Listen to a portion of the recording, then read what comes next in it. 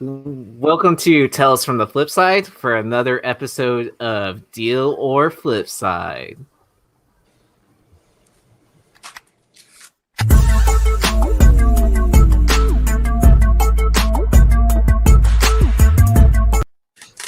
Yeah, I still need to work on that intro, but we'll eventually get to it.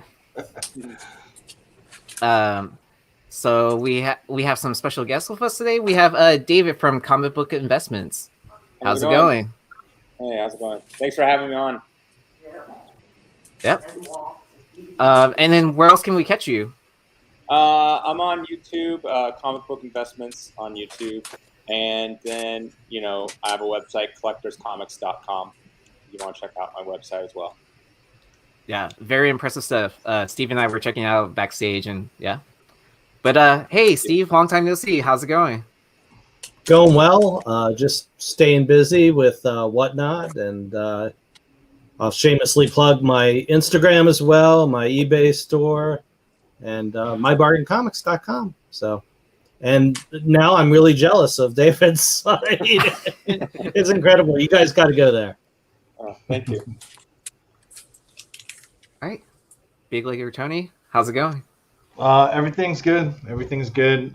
Check out at Big Leg Instagram or the whatnot. I'm doing a sale after the show at 7:45 Pacific. Scotty Young Moon Knight 1 variant giveaway for the winners. Look it up on eBay. You don't know. It's an expensive book, but check me out after that. Follow me on Instagram. Whatever you do. What's up, guys? David, welcome. Glad you could stop by. Been checking out your videos for quite a while now. So, I haven't been keeping up as much with Instagram. I'm trying to get back into that. But I try to use that to show what I'm buying and selling. Not saying that you should do the same, but just kind of put a little glimpse into the decisions that I make for my stuff. And then I've been drinking the Kool-Aid and have jumped pretty far into whatnot as well. At least once every couple weeks. I've almost stripped my eBay store bare. I think I got a couple hundred listings left, but Interesting. I'm trying that direction. We're going to give it a shot for a while. Yeah, I would have to say I'm probably in the same boat. I mean, I wasn't doing like a bunch of listings on eBay anyways, but I mean, every so often, like, I had like a few items left on there where I was just like, kind of like, let's see what the market does with it. And, I think my last item sold like pretty much after my last whatnot sell. And I was just like, kind of like, all right, I'm going to just not post anything there for a while. Because it just makes it so much easier. It just makes it so much easier, honestly. And then I'm excited to see like where the app keep on growing. I was up to about 1,400 at one point, but we'll see. We'll see what happens. Yeah. And it looks like Joe might be trying to rejoin us at some point in time. But let me go ahead and explain the rules real quick. So each of the panelists has a sign for the Modern Playbook logo or the Modern Playbook logo or the Flipside logo, and and then I'll put up 2 books for comparison, and then I'll choose people on the panel to discuss each of the books. So this week I picked all the books, and I started out pretty moderately low, and then we'll go up to some very, very, very pricey books and see what the audience thinks.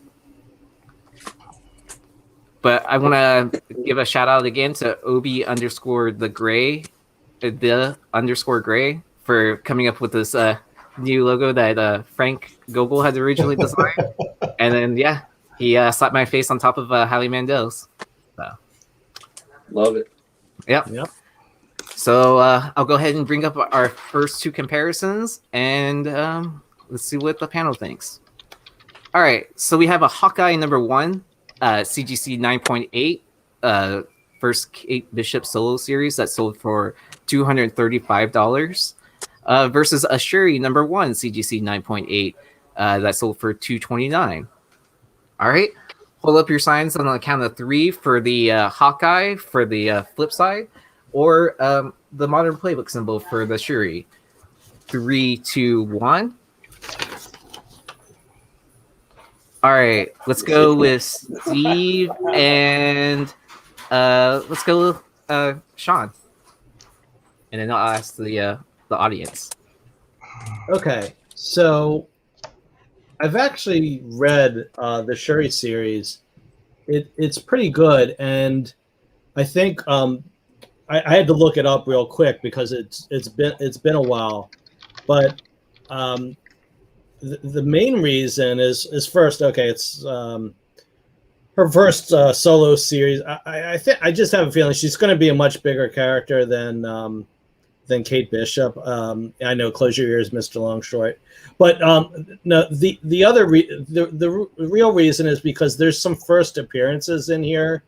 There's this elephant's trunk, and it's basically a group of Wakandan women who meet and discuss what's going on. So you've got these characters, and I'm just rolling these off of the wiki. Is Bubby, Manza, Zuina, and Tiwa are the first appearances of them, and of course Shuri's a member of that elephant's trunk, and then Queen Mother Ramonda. But I just know that they've already announced Wakanda Forever naturally, but the World of Wakanda I'm really excited about because I feel like they're going to be pulling from a lot of different places, and there's a lot of branches or elephant's trunk that they can pull from. So I'm a bigger believer in the possibilities of Shuri because I almost think of Wakanda as a franchise, and not to diminish Kate Bishop, but I don't know that her tentacles go as far.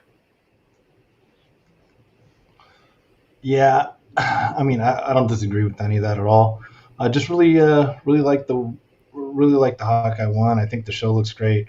I enjoy the character. Gotta love. Having lived there for a long time, gotta love the Venice Beach sign right there in the background. I think the cover is great. I'm really excited about what's going to happen. It's sort of that whole series, and like after the Fraction run and everything else, it just looks like it's a really good print.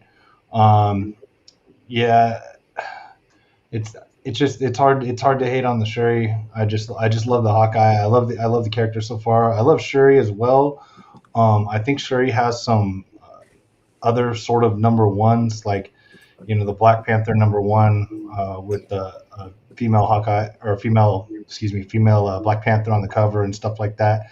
So since this is a true first solo series, not that I guess the other Black Panther series wasn't towards her. I just really think Hawkeye 1 is the play, but I don't have any doubts about either of these books, to be honest. I think they're both good investments, both good long term. Both are going to be better flips later this fall for sure. So this was a tough pick. I just leaned Hawkeye. Just I don't know, probably for the Venice Beach sign. All right, and Tony or David, would you care to add on to either or of why you picked your pick? So I picked the Shuri number one, kind of like what was said before. I just think that since she's now going to be the Black Panther, Kate Bishop is literally a side character in Hawkeye. And how high did Hawkeye go? Clint go, right? He was just a side character in every movie. They never had his own movie. Shuri's getting basically her own movie as Black Panther. There's no Hawkeye movie. Yeah, he's getting a TV show, but he also has a sidekick. I just think Shuri, the Black Panther franchise, is going to go a lot further than the Hawkeye franchise in the long run. And I got to pipe in. I'll put on my long short hat right now, because I'm right up there with him as far as Kate Bishop is concerned. Going into this next generation of the MCU, Haley Steinfeld is the biggest star they have. in that direction. Now, that's not to say that there aren't going to be other stars. I mean, Letitia did great in the first Black Panther movie. You know, kind of stole a lot of scenes there, and I'm sure. I mean, they've done excellent with casting. You know, even the names that you've never heard of, whoever the guy is who plays Patriot, or whoever the girl is who they cast for Stature.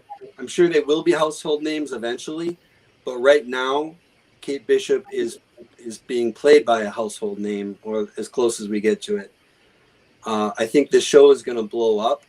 She's going to be a mainstay in any future crossover MCU stuff in the you know, down the road, whether it's Young Avengers, whether it's jumping over into some of these other intro series or movies we have as those Young Avengers are coming together. We do have a first appearance in the Hawkeye one, which also has to do with Wakanda. So you can cover both bets right there. Alloy is one of the few Wakandan characters that actually has powers, you know, not just techie or a good fighter. And she is the love interest in the comics, which it might take them a while to get there, but she's the love interest of America Chavez, who we also know is coming to the MCU. So it would only make sense that Alloy will come maybe in, like you said, in that World of Wakanda show at some point in time. One of the commenters, one of the comments earlier was right. Hawkeye 1 had a much bigger print run in general. And actually the books we're looking at aren't the biggest ones of this issue for either one. For Hawkeye, it's probably that the Dave Aha, the one on the Vespa, the 1 in 50, right? And for the Shuri book, the second print for number 1, 2, and 3, I think has already surpassed the first prints. So they're both great books, but for right now, I gotta go with Kate Bishop. Yeah, I just wanted to start it off with something easy, you know, just to ease us into the show. You know, I don't like to start off with like, you know, $5,000 books right off the bat, right? And then plus, like, we get more viewers towards the end, anyways. So it is harder to decipher at a, you know, something that lines up that's pretty much in most collectors' budget tier. You know what I mean? Yeah, I mean, I kind of like to like show a range of like what's available out there, Totally. just so like anyone can relate to the show. Like, you know, I need to start throwing in raw books again because I think we had quite a few audience members that enjoyed that. But let's check it with our poll to see, because I think it's pretty close. So we have 55% that chose the Hawkeye, and then I would assume 45% to 44% that chose the Shuri. So pretty close. And then we need to get a better audience. Sorry, I said that out loud. I'm sorry. I didn't mean to say that. Tamil is pretty much split down the middle. Yeah. As well. All right. So let's go ahead and move on to our next set of books. So we have Hawkeye number 1 from the Matt Fraction run. That's CGC 9.8 that sold for $289.95 versus a New Avengers 11 CGC 9.8 first appearance of Echo as Ronin that sold for $250. I don't know why they wrote Hawkeye series, but I guess like that slight glimpse, right? All right, so hold up your signs on the count of 3 for Flipside for the Hawkeye, or Deal for the New Avengers. All right, 3, 2, 1.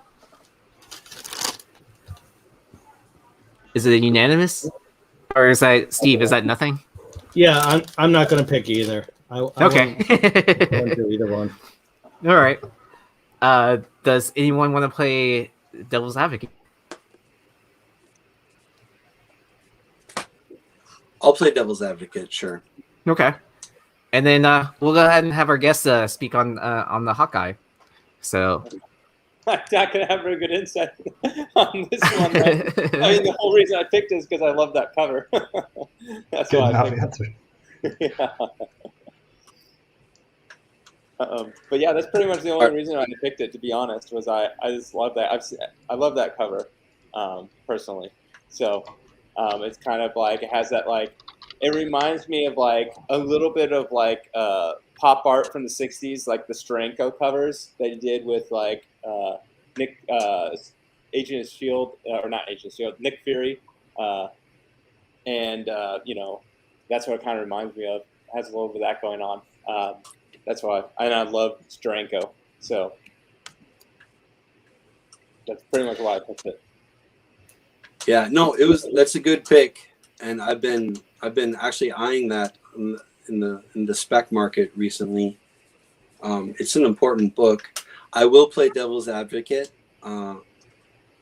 The bottom one, New Avengers 11, there you're investing in a character, where unless you're into pet spec, the top one you're really just investing in either the cover or the story. Story spec, you know, a story arc. Yes, this is the arc that they're using for the TV show. It is a very influential arc. It's, you know, for a lot of us who were getting back into comics, this was the first really impressive, you know, I don't know, iconic, whatever, story arc. But it's still a story. It's still a story arc. And investing in story arcs is not always good business. Investing in pet spec is not always good business. Ronan is a very minor character, but it seems to have kind of hit a nerve. It hasn't, you know, since it was introduced, Ronan hasn't been all over the place, just kind of popping up here and there. But they've, even before it was talked about to join the MCU, people were spending money on Ronan, and now we look at Ronan as a mantle. It's not one character. Obviously, Hawkeye was Ronan. We know Echo was Ronan. Now we're seeing in the Hawkeye show that Kate Bishop was Ronan. We might have another Ronan, you know, down the road. So I think that's probably good for the character. If one of them gets tired, there can be kind of a new incarnation. So, yeah, invest in the character, not the story, I guess. All right. Sean or Steve, do you care to add to either or book? I know Steve doesn't really care. One thing I want to add is, man, it's actually refreshing. It sounds good. It's nice to hear people choose for cover and for story. I got no problem with either of those. You know what I mean? It doesn't have to be a movie. It just got to be because you like the book. Yeah. You know, those are the books I keep are the ones I like more than the ones for I don't know, like long-term TV characters. I keep the ones I like, move on from everything else. Yeah, I mean, I completely agree with that attitude because I mean, you know, we're all collectors at heart, like first to some degree, and yeah. And I mean, you know, I mean that's why I plan to keep a complete set of Something Is Killing the Children, because I love the story, you know, and it's just, I mean, the books could be worth whatever, and then I really wouldn't care because it's something that I enjoy and then want to keep for my collection. But yeah, so I'll chime in on why I didn't pick either book, okay, and totally broke the rules. But yeah, I mean, I love Hawkeye #1. I love the story arc. I'm looking forward most to the Tracksuit Mafia and hearing, you know, bro after every sentence. But I know people have short memories, right? I mean, it's like, you know, what are Loki books doing now? What are WandaVision books doing now? What are, you know, Sam Wilson books? What's that? Sam Wilson? Yeah, exactly. I just know, you know, these are value traps, right? I mean, they're not going to sustain. I mean, yeah, Hawkeye #1 probably has some room to grow up until December or January, whenever the Hawkeye series ends. And then Ronan, you know, is like a yo-yo, is one of those yo-yo books, you know, that's a roller coaster. It goes up, it goes down. But, you know, it never seems to sustain, and I'm not sure what would make it sustain. So I'd want to get in and out of these pretty quickly. But neither one says that if I don't time it right, then I'm going to be left holding the bag. Gotcha. Yeah. All right. And then if you didn't catch it last night on Comic Book Women, they covered they did a spotlight on Kate Bishop. So I might have popped in. Yeah, I might have popped in at the last 10 minutes of the show just to help out Laura, but things happen, and so. Yeah. Oh, so you're like a unofficial Comic Book Woman? I mean, I just jumped on to help her out because Lucy called in sick, and then Jen's computer froze up in the middle, and then Laura's just kind of I don't know what to do, and I was like, I'll jump on to help. So was that the first time that there's been a male on Comic Book Women? I don't think so. I mean, really? probably as a panelist, podcaster, yes, but not. Or has Mel been on there? I think Mel might have been. Oh on yeah, there yeah, you're right. Okay. Yeah, but I mean, they've had creators on there. Oh. Yeah, like Garrett Gunn. That's just such a feather in your cap. Oh, okay, yeah. But people loved it, so I had fun. All right, let's go ahead and move on to our next set of books. Sorry. All right, starting to heat up in price a little bit more now. So we have Spawn 175, CGC 9.8 Gunslinger, that sold for $610. And then I'll let the audience decide, if it's his first full appearance or if 174 is. But that's neither here or there for me to decide. And then we have something close to Steve's heart, the Department of Truth #1 Jenny Frison foil cover, signed by Tynion, as CGC 9.6 that sold for $600.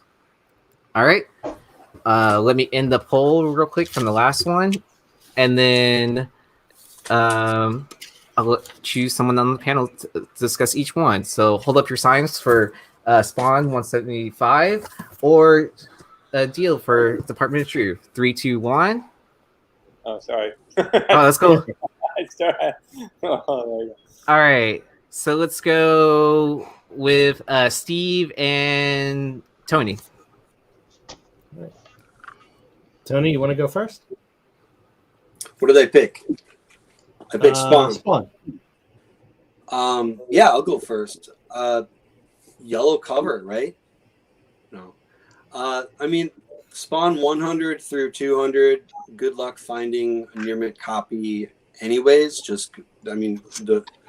the few collectors that were out there. There's, I found a guy on Facebook Marketplace that was selling. It wasn't a complete run of Spawn. This was about a year and a half ago. He wanted a big number, and I was like, I thought it was too big, but that was stupid of me. That was really freaking stupid of me, because this is, in general, those books are hard to come by, hard to get. I love the fact that Spawn is now turning into a universe with separate characters. I hope for the best. I mean, we'll see. It's pretty young. It's in its infancy yet. But of those new characters, obviously Gunslinger Spawn seems to have the most heat behind it, just starting out. So yeah, no, I'm all about that. I have nothing against Department of Truth. I haven't connected with the series as much as other people. I think there's a little bit of variant fatigue with that. There's a lot of people who collect every single copy, but I couldn't keep track of how many versions of #1 or #7 there are. There's just too many to wrap my head around, honestly. So Spawn 175, I'm all day, every day. So, I'm actually changing my mind, and I swear this isn't a gimmick. I know. Does that mean I won? What's that? If I change your mind, is that no? I'm kidding. Well, I think when you mentioned that it was a 9.6, so a lot of times on the show, most of the time I'm advocating to make good investment decisions, and not emotional ones. But I think the minute I saw the foil, it hit an emotional chord with me. and I didn't even look at the 9.6. And if it was a 9.8, you know, I'm probably one of the few people that's owned both of these books in 9.8. And actually, that's a good price for the 175, because I'm pretty sure I sold mine close to 1K. Yeah. So, yeah, you know, and especially having, I still own the 9.8 of that foil Department of Truth, and as much as I love the Department of Truth, I know there's more people that love Spawn, and even though 175 is a harder sell than 174, yeah, that 9.6, you know, and I know this. There's only 75 of this 75 print run for this Department of Truth, but still, as an investor, yeah, Spawn 175 all day.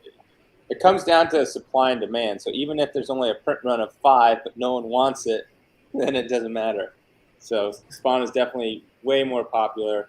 I think people are getting a little too ahead of themselves with Gunslinger. I like the character. I love the way he looks and all that kind of stuff. But, I mean, Todd McFarlane's been working on a Spawn movie for the last 1,000 years. And every time it's brought up, it's like, oh, I just got a script done. Oh, I need to rewrite the script. Oh, I just got a script done. Hand it to Hollywood. Oh, I need to do this. Oh, I need to find this. And it's like, he's had actors attached to it. So people think there's going to be a Gunslinger movie. I know there's a new series coming out, but he said there's going to be a Gunslinger movie. It's like, come on now. It's going to be like 20 years. Right. Where's the original Spawn movie that was like slated 3 years ago at this point? 4 years ago, multiple times he was going to do it. And I don't understand it. He has the money. If anyone has the money to do it himself, he has the money. So it's like, right. Why is he taking so long? Like what? And I don't think he has a bad work ethic. It's just like, literally, what is taking him so long? Yeah. I think he wants too much control over it. I think there were things about that original 90s movie that he was really disappointed in. He doesn't want that to happen again. And he won't turn it over to a Hollywood creative like he should.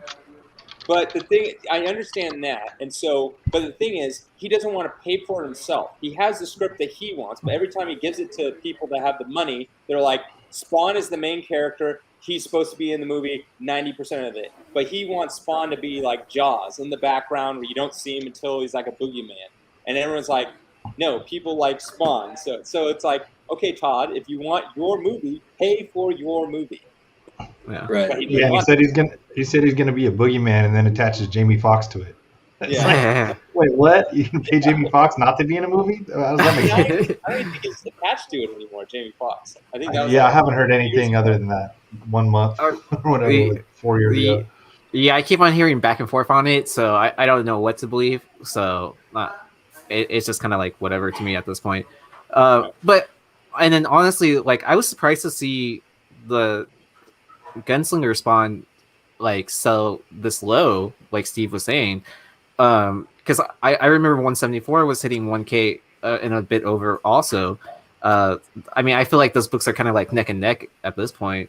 And I'll just say one thing is you have to understand though that April through June was a massive, huge boom for comics. So all comics, for the most part, have dropped from their highs of end of spring, early summer. And so it's going to take a while to rebound. So like maybe this book in like end of spring was selling for maybe $1,000 and now it's down to 600. But that doesn't mean that this book is bad. It just means the whole market took a big drop. Yeah, summer's buying season, not selling season. I would say too about Spawn collectors. Spawn collectors don't need a movie. That's true too. They don't. Absolutely correct. There could never be a movie, and Spawn books will still go up. Well, but especially with like the announcements of like the Gunslinger solo series and stuff like that, with that attitude, I figured like this would get a bit more of a bump. Like even if the market's in a bit of a down, But I mean, that's It's just already had a bump. It moved up to like Yeah. 1K, 1.2. Like, where was it like 3-4 years ago? It was probably a couple $100 book, Yeah. somewhere in there. And now it's selling for, 600. Go to like, 180. What is that selling for in comparison to this one? So I think it has its bump, and it's for whatever it's worth. all right. And let's see what the audience chose. It looks like 90% chose the Spawn 175. All right. So let's go to our next. All right. So we have 2 books versus 1. So we have Uncanny X-Men 266 and 244 CGC 9.6 that sold for $600 versus a Spider-Man 2099 number 1 CGC 96 Toy Biz variant that sold for $600 also. So do you want 2 books or do you want 1 book? The Modern Playbook symbol the Flipside logo for the X-Men books, and the 2099 with the Modern Playbook symbol. So hold up your signs in 3, 2, 1. All right, so let's go with David and Sean. So that Spider-Man comic came in a action figure, and I have 3 sealed action figure Spider-Man like right over there. So I'm a big believer in this book. But if I'm thinking long-term investments, I have to go with my Gambit. I mean, I'm a huge Gambit fan. I have him tattooed, like it takes up like pretty much the whole side of my body. And I just think Gambit is, I think Gambit is one of those today is a new investor / collector can get into, and it's going to be one of those books that's going to be worth a lot of money. Like it's going to slowly just keep on going up over time. I think that's a Jubilee, not so much. Gambit, I think, is just going to be one of those books that will always be on the rise, no matter movie or not movie. I think 20 years down the line, it's going to be up higher than these other 2 books. That's my take. Yeah, that makes sense. I love 266. Always been definitely one of my favorite books. I just went with 1 with free shipping. So I'm kidding. I love the Spidey 99. It's tough, like you said, the toy packs. It's tough to get them out of those things. And 9.6 is a pretty damn high grade for that. It's not an easy book to press. So just the scarcity of that, and I think the longevity of most of these Spider characters. We do have, I mean, you brought up 20 years from now, and I definitely can't disagree with you on that. But and also, it's not actually a first appearance in Spidey 2099 there. So I love them both. I think it's obvious we're both mostly talking about Gambit and kind of ignoring Jubilee. That's the bonus throw in, I suppose. Nothing wrong with Jubilee. Nothing wrong with anything from that era at all. I just think there's so much potential in Spider-Man 2099 that this is this and the 365 newsstand, I think, will be his bigger keys going down the line. 2099, the regular one, there's a high print run. There's a lot. And it's a thick cardboard, so a lot of them did get put away. So although difficult to press, it took less damage than other books might have over the years if they were actually bagged and boarded from the start.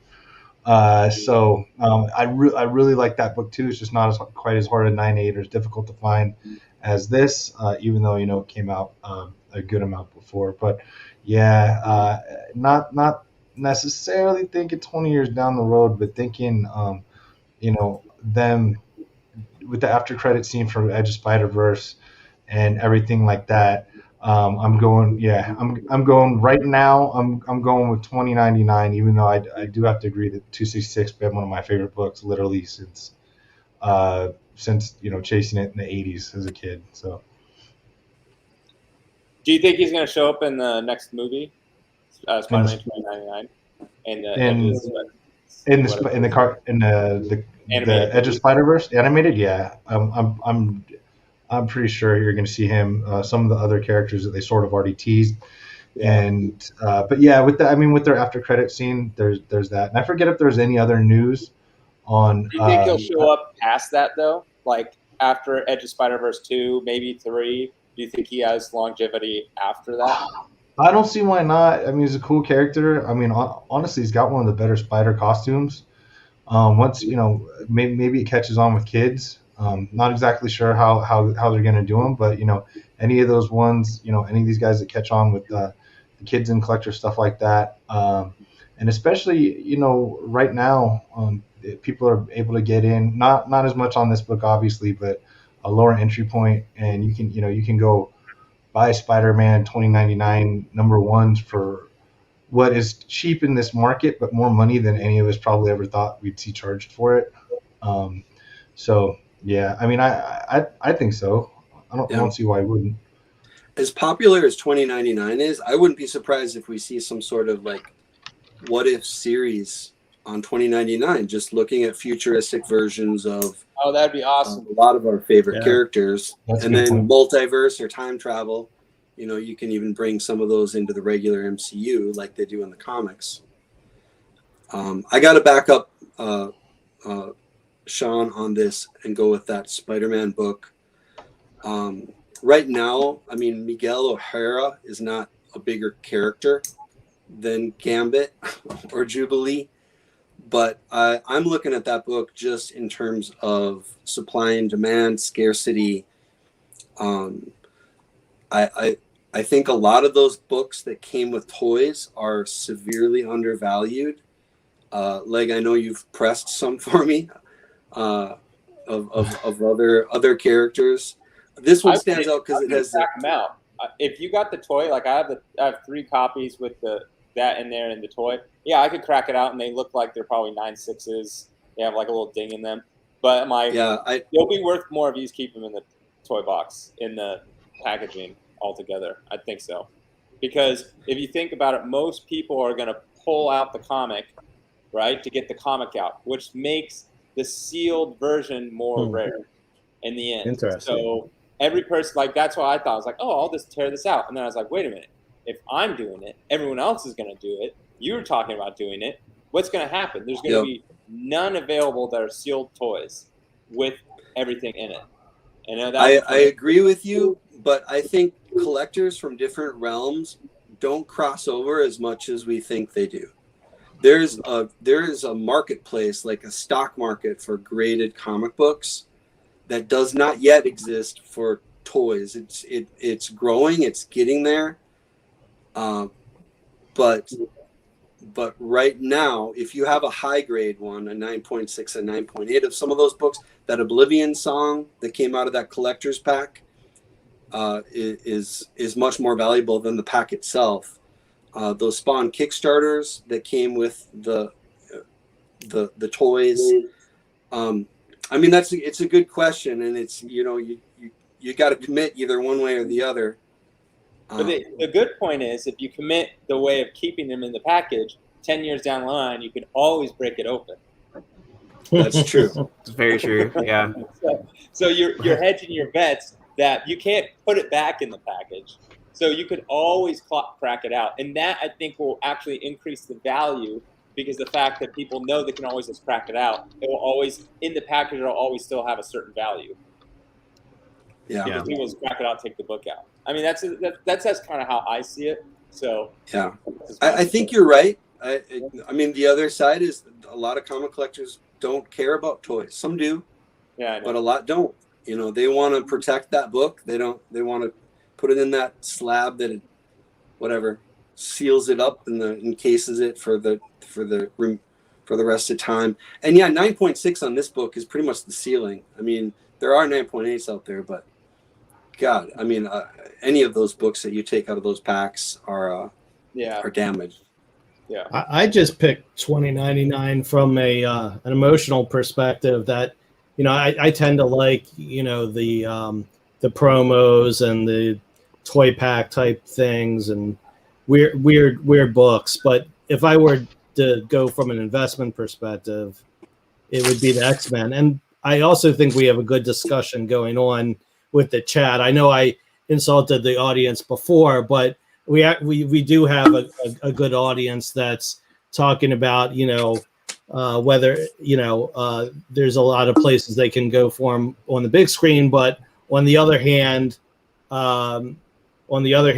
there's room for error. And I kind of compare that to, I'm a big Spider-Ham fan, and I've been expecting like this Spider-Ham boom forever. I mean, he seems ripe for, he was already in the movie, and he seems ripe for his own like cartoon and stuff. And no one's given Spider-Ham the love. So I'm not sure if, I know it's a different type of character. You have a Hispanic Spider-Man, futuristic Spider-Man versus, what some may see as a kid's, parody character, but still, I think there's more risk involved in the 2099. That's because he appeared first in The Simpsons. Yeah, and it seems like the audience likes two slabs over the one. So 75% chose the 266 and 244 over 24% that chose the Spider-Man #1. And yep. So, and then one final thought was on this is that as Kevin Smith would say, once the toy's out of package, it's no longer mint in box. So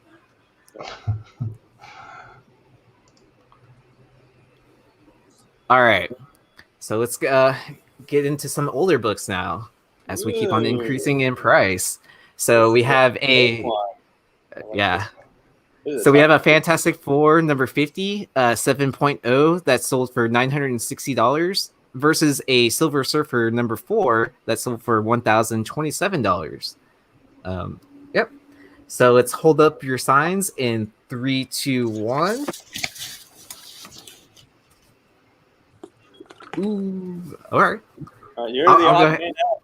Yeah, I'll go ahead and participate, and then I'll leave it up to the panel to decide who wants to speak about Silver Surfer number 4 as I'm typing up the poll.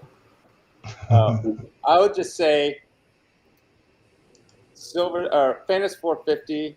I hate that cover. Like, I like Silver Surfer, but I hate the brown.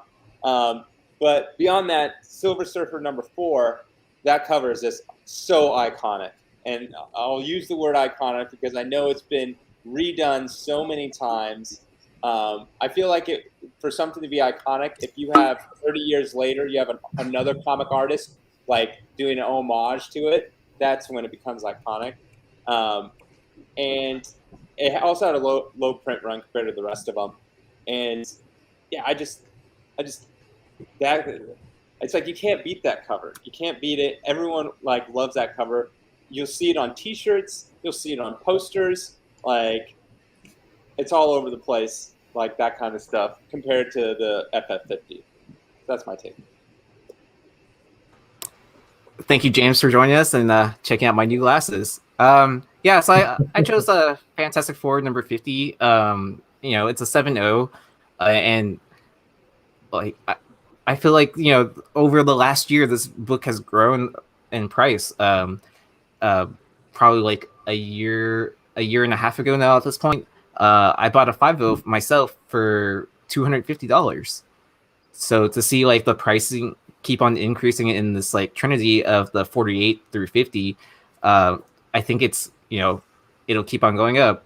I mean, I don't disagree with you at all that the Silver Surfer number 4 is an iconic cover. It's been homaged to death. But I mean, like, at the same time, like, people even take new iterations of it. It's like, on the Modern Prospect, we had, what was it, Secret Wars from the 2015 series where they did a homage of this, where it wasn't Silver Surfer and Thor, but I think it was like Jane Foster as Thor and someone else. Wolverine. I think that was Contest of Champions number 4 variant. Is that what? Okay. I just bought 2 copies and entered them in the inventory today. Nice. Yeah, I couldn't remember exactly which book. I just remember it being around that time period. I think, but it's definitely Contest of Champions. Yeah. Okay. But yeah, again, third appearance of Silver Surfer. It's hard to pass up on something like that. Just in my opinion, and then just classic Fantastic Four. I think David made a great point where, man, that Fantastic 450 cover is just ugly. I mean, it just hit me right away when you put both of them up. I mean, you put these two side by side. I mean, I feel like singing that song. The ugly UGLEY. That is just, yeah. There's no way to pretty that up. Yeah, that's true. All right. Anyone care to add in anything else for Silver Surfer number 4? If not, we will move on to our next set of books, and I will end the poll. And it looks like 73% of the audience chose Silver Surfer number 4 at a CGC 5.5. Let's go ahead and move on. So they chose the evocative, memorable cover. Iconic. Iconic cover. That cover. It's really, really good. I think it was Buscemi cover, right? I think. I don't remember. Isn't it meant to be an homage of the the Sistine Chapel? Art? Yeah, I think so. I mean, you don't have. Cool. You know what I mean? That's true. I didn't think about it that way. So this is an homage to something else. This keeps going. It'll never end. And you can't. I mean, it's also the grades are similar here. That Squarebound Surfer 4, that's a tough book to clean up and press also. So you're kind of. I know that. I mean, obviously, the audience and us are basically choosing the lower grade copy here. So I don't know if that. I think we're all choosing mostly for cover, and since those are kind of somewhat similar grades for the era of books. But you can do a lot of extra work to that Fantastic Four number 50 that you can't do to that Silver Surfer 4. Yeah, but there's I think a lot of people gravitate towards covers because once it's graded, you can't read it, right? And so you're hanging something on the wall. I mean, all of you guys have stuff I have stuff on my wall. And it's like you're hanging something on your wall, and it's around the same price. It's like which one you're going to hang on your wall, regardless of grade. As long as it's not beat to hell and looks gross. But I don't know. I just think that Silver Surfer 4 is just those colors, and it's good. It's a good cover. Yeah. All right, let's go ahead and move on to our next set of books. So, how about some DC books? So we have a New Teen Titans number 2 CGC 9.8 that sold for $951 versus a Detective Comics 359 4.5 that sold for $1,052. New Teen Titans hold up the Modern Playbook symbol. I mean the Flipside symbol, or for Detective Comics, hold up the Modern Playbook symbol. So hold up your signs in 3, 2, 1.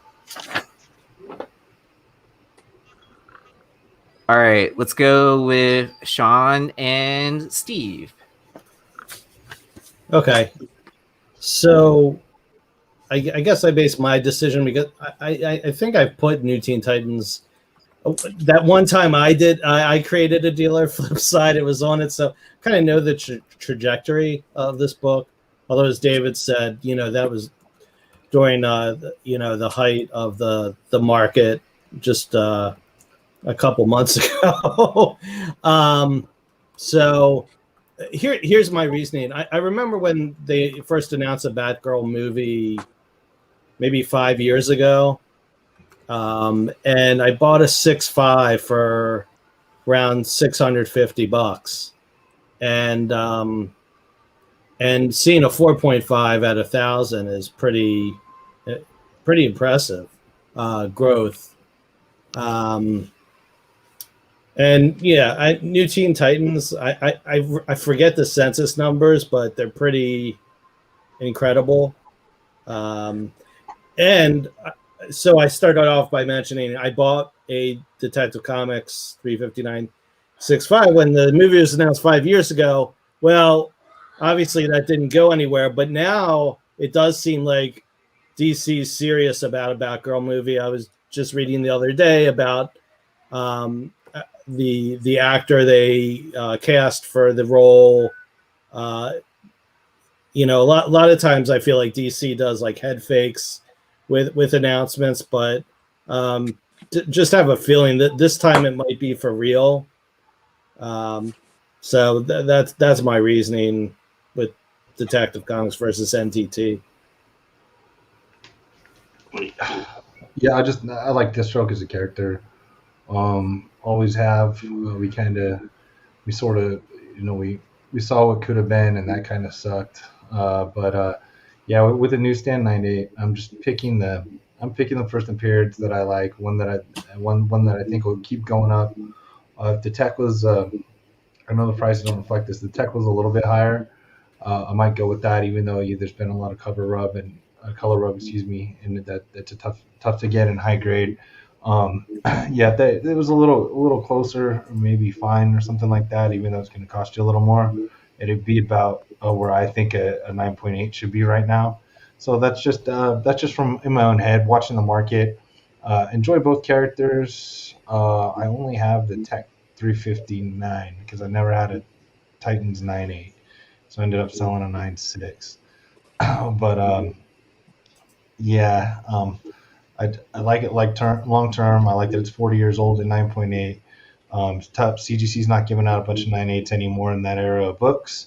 And, part of that's probably the reason that a lot of the nice ones already got graded and people didn't quite keep them around. So there's a lot of damages, or they decided they're giving out too many 9.8s. I don't know. But I feel like you can find a raw 359 4.5 easier than you're going to find a 9.8 newsstand of NTT2. So I'm going with Deathstroke. All right, and the floor is open to any additional comments from David or Tony. So I would go with the new Teen Titans #2, just because I feel like they haven't got a chance to really do Deathstroke properly. I mean, was it Joe Magdalene? I have no idea how to say his last name. He had like a bit part in one of the movies, in like a cameo with the terrible Lex Luthor, Jesse Eisenberg. But I know he had like his own cartoon TV series that they put them all together in a movie. I watched part of it; it wasn't very good. But I think once they are able to get Deathstroke correct, I think this book will be huge. I feel like they've done, Batgirl so many times in different iterations, that, I mean, yeah, she's cool and I have nothing against her or whatever, but I feel like they've already done her. They've already done that. I feel like once they can get Deathstroke right, I feel like he could be a pretty good villain to go forward with. And I feel like that book will just long-term investment. I feel like it has a better chance. I feel like the long-term new Teen Titans 2 has a higher ceiling than a Detective Comics 359 at 4.5. Yeah, I mean, I agree with everything you guys are saying about the Deathstroke book. I like Deathstroke. I grew up more of a Marvel guy, but Steve will bristle at this, but I kind of look at Deathstroke as more of a Marvel character in the DC universe.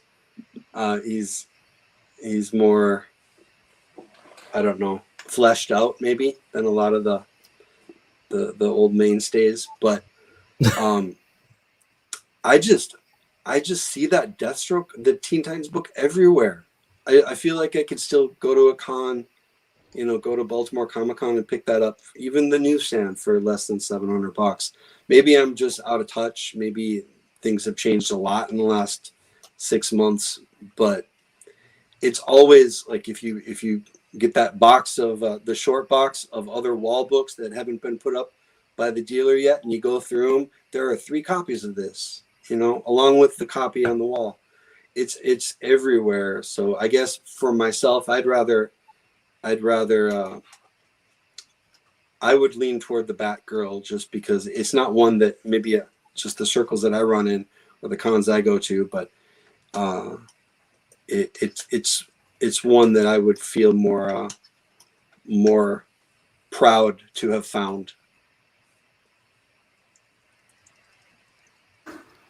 All right. Before we move on, I'm going to go ahead and announce what the audience chose. It looked like 71% chose the Detective Comics 359, and 28% chose the New Teen Titans #2. I like how the polls only go up to like 99%. All right. How about some Venom action going on? So we have a amazing Spider-Man #300 CGC 9.4 that sold for $1,380 versus a Venom Lethal Protector #1 Gold Edition that sold for $1,425. All right, and then hold up your signs in 3, 2, 1. All right, let's go with Tony and Sean.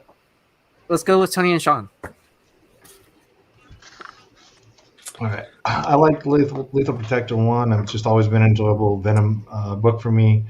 It's gold. It's thick. It's been the most in demand. I love how Venom finally got his fangs and such. So that means a lot to me. I'm picking it. It's a 9.8. A 300 9.8 is going to be, down to $6,000, which which is insane for me to say that it's down to that. So yeah, just definitely choosing it over the 9.4. Both great books.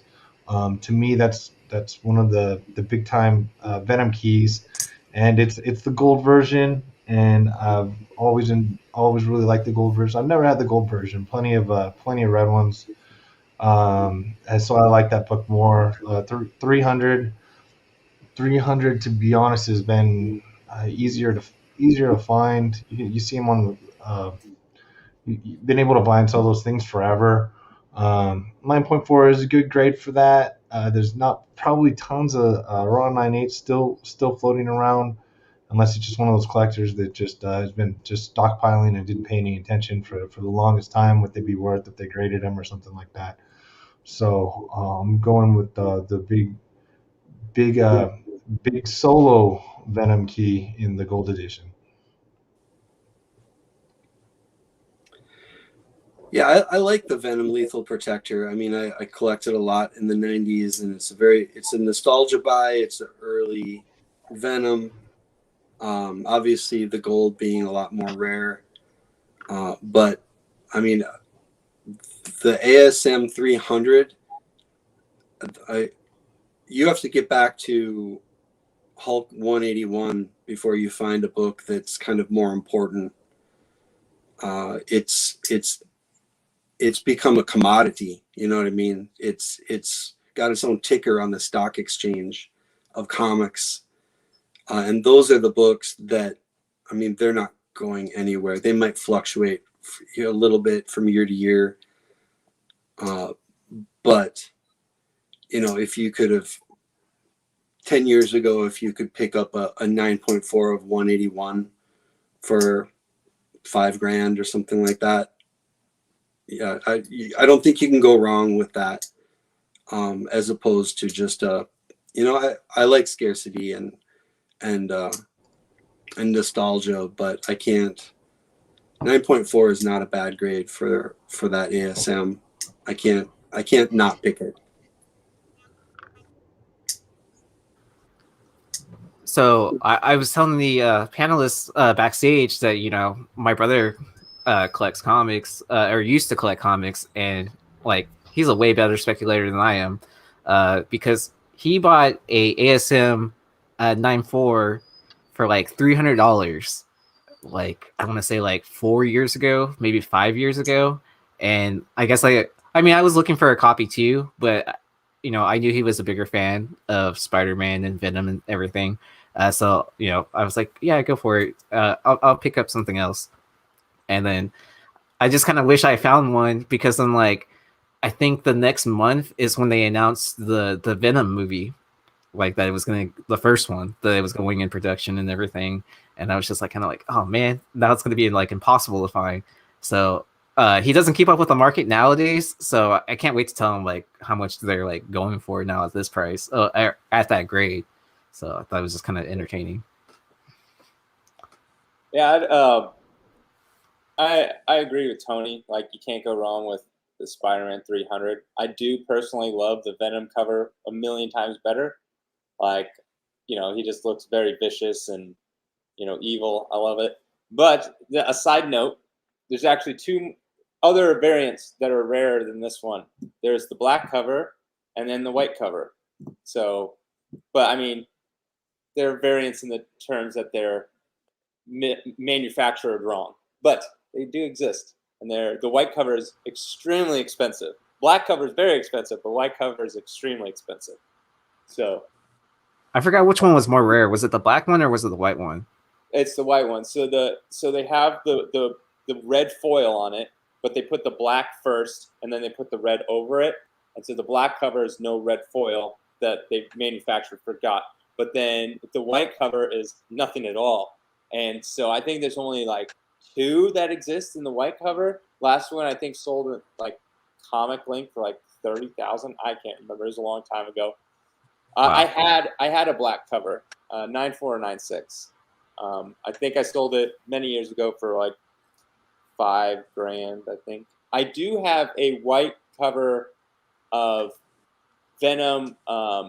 What's it? Funeral Pyre. I don't know how to say that word. Pyre. Yeah, Pyre, the one with Punisher. Punisher. I do have a manufactured error with that. I think it's the highest grade. It's a white cover because I had a foil on it and they didn't put it on. So I do have that one. All right, let's go ahead and move on to. Oh yeah, the floor is open. So. No, I was just saying that's cool. That's Okay. What did the poll say? Oh, the poll said. So the audience chose 62% chose the ASM 300, and then 37% chose the Venom Lethal Protector #1.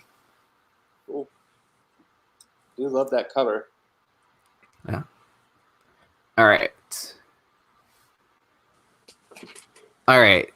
So for our next set, we have X-Men #4 that sold for as CGC 4.0 that sold for $2,025 versus a Amazing Spider-Man #2 2.5 that sold for $2,028. All right, for the X-Men 4, hold up the Flipside logo, and then for the Spider-Man, hold up the Modern Playbook symbol. Hold up your signs in 3, 2, 1.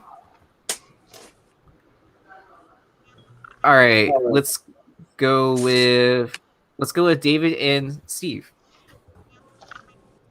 Okay, Steve, changed my mind.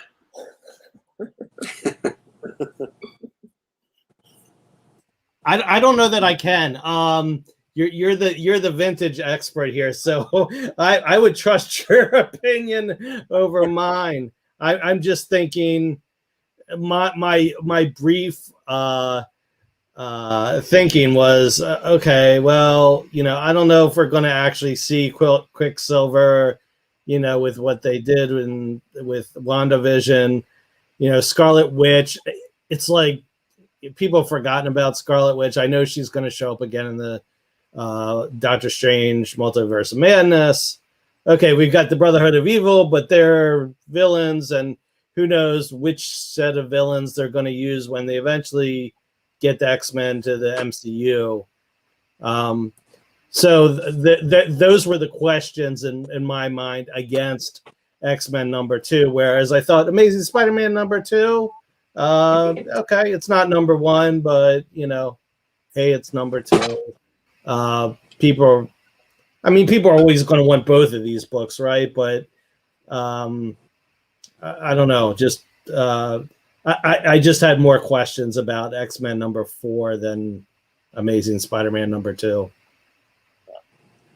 I think they're both great investments. You can't go wrong with either of them, right? I mean, if you go in 20 years from now, it's like you might have 10 to 20% difference in gain between the two.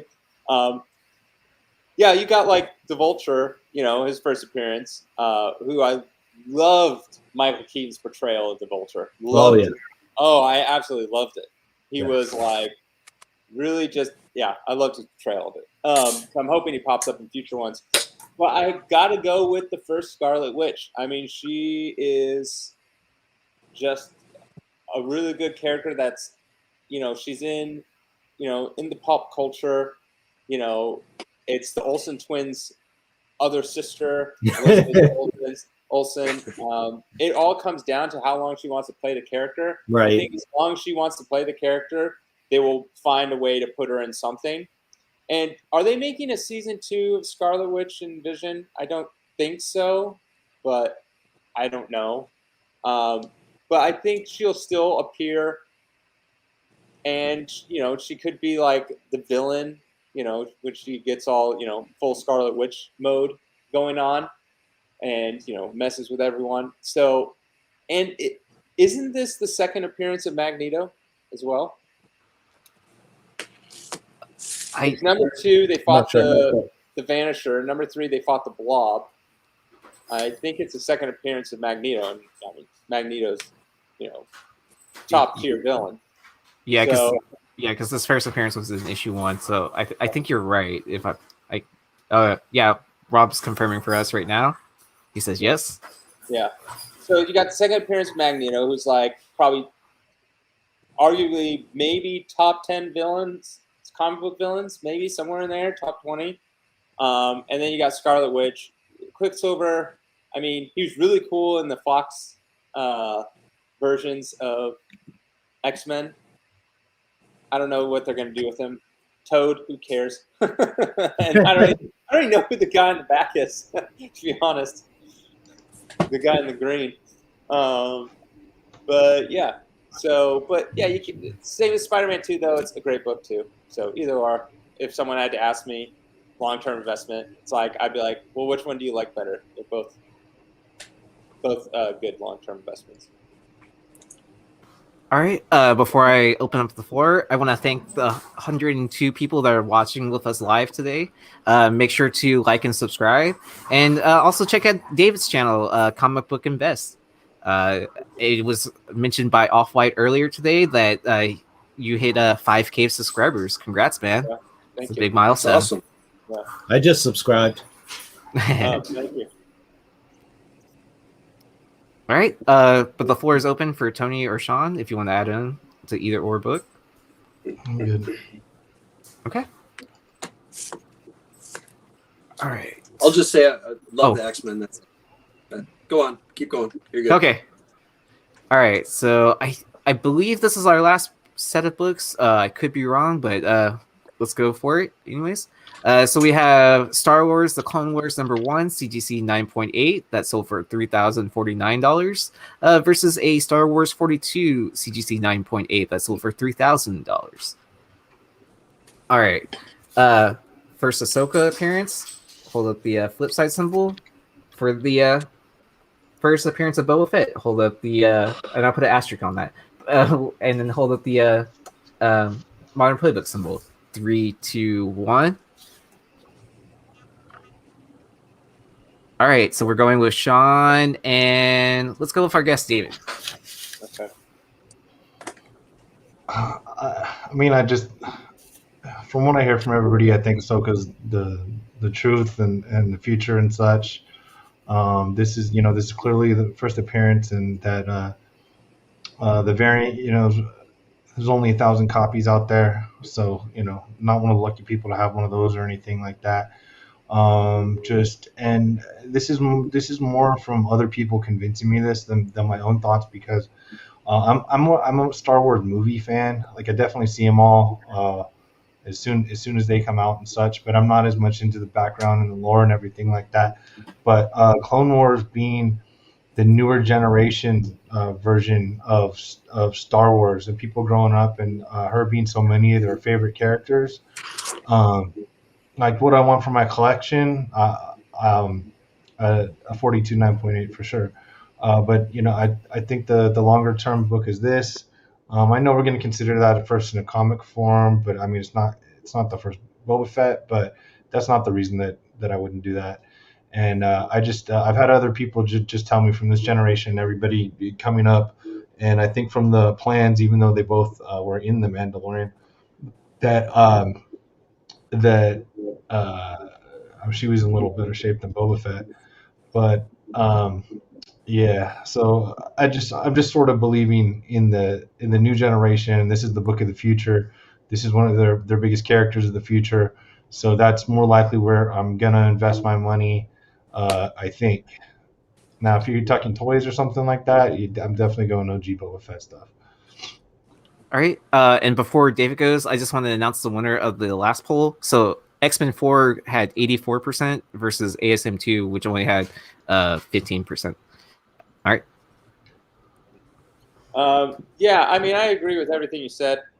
It's, to me, though, I feel like this Boba Fett gets lumped in with the Mandalorian, even though I know they're two different characters. Pedro Pascal plays the Mandalorian, but I feel like this is what they call like his first appearance. You know, that's what they do it as. So I feel like he gets lumped in there with him, and I know they're making a Boba Fett TV show or something, the Book of Boba or something like that. I don't know what that's going to be about, but it's a tough pick. I mean, you got the Star Wars Clone one. It's obviously going to have a much lower print run, or much less available, I should say, than Star Wars 42. You pop up on eBay and you can probably find, hundreds of Star Wars 42 up. 9/8, not as much. It's a tough one, but I think I'm just going to go with Boba Fett. I feel like he's a bigger character, even though he gets lumped in with the Mandalorian, but I don't think people know much of a difference, honestly.